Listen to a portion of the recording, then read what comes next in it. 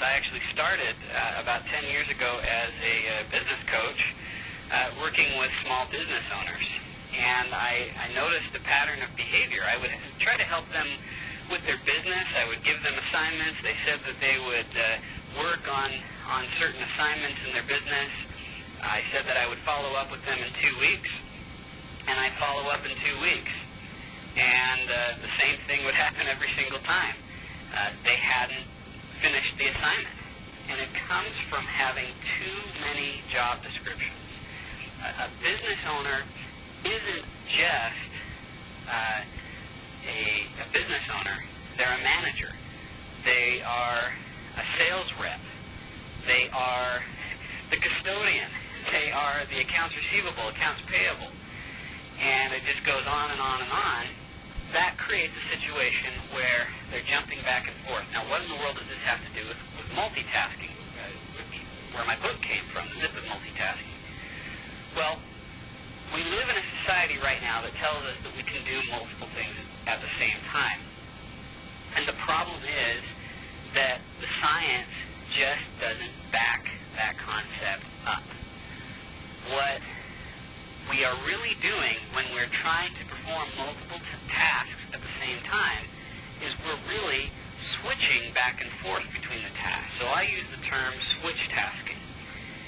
And that is exactly what business owners do. They switch tasks back and forth. They jump from these different job descriptions.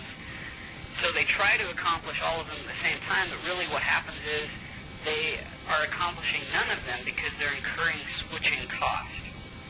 Switching cost is usually a term that is applied to economics or finance. And switching cost says that if I transition from one activity to another, or usually one business or situation to another, then I'm going to incur costs that are greater than just the materials. For instance, if T-Mobile is my cell phone provider and I switch over to AT&T, the cost is greater than just buying a new phone. I have to learn a whole new system. I have to educate other people that are working with me. I have to learn how to use voicemail. Well, when you multitask or switch task, you're incurring micro-switching costs. You're switching back and forth rapidly, and it's taking you longer to get things done. So you think you're getting multiple things done at the same time, but in fact you're getting less done at the same time. When I was working with a business owner, I taught her this principle several years ago when I first started to really key in on this issue of multitasking. And she said, "Oh my gosh, that happened to me just last week. I was talking to an employee who was sitting there in the office with me. I had someone on the phone with me, and I was trying to answer an email at the same time." And I asked her what the result was of doing this, and she said, "Oh, it was horrible. Finally, I had to stop doing it because the person on the phone said, hey, Alice, are you okay?" "Oh, yeah, I'm fine. Why?" "Well, because I just asked you a really important question, and you didn't say anything." And so she stopped and went out into the... Well, first of all, I asked her, I said, "How long was all of this taking?" And she said, "It took me about an hour." I said, "All right.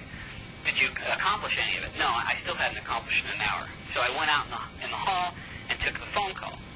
And the phone call took her 7 minutes. She went inside and talked to her employee. It took her 3 minutes. And she sat down and answered the email. And it took her 13 minutes. So when she was trying to do all three of them at the same time, she accomplished none of them. In fact, she was messing them up.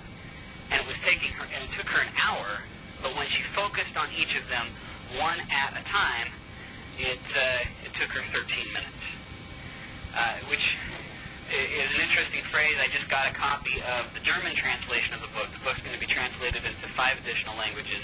And the German translation, they made the title, "One Thing at a Time." And this seems like it's almost simplistic to say, okay, we'll just do one thing at a time.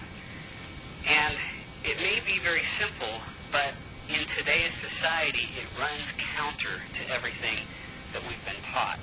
Before Windows came out, computers couldn't multitask. I had an Apple IIe little computer, and whenever I needed to change programs, I would have to turn off the computer, remove the floppy disk, put in a new floppy disk, and reboot the computer. Then Windows came out, and it had the ability to multitask. The computer could do multiple things at the same time. The funny thing is, if you look up the definition of multitasking for like a computer, it says the apparent ability of a computer to do multiple things at the same time.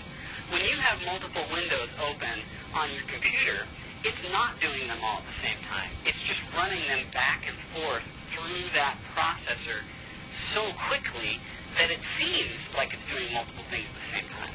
But it's not. And that's where some of the inefficiencies with computers come from.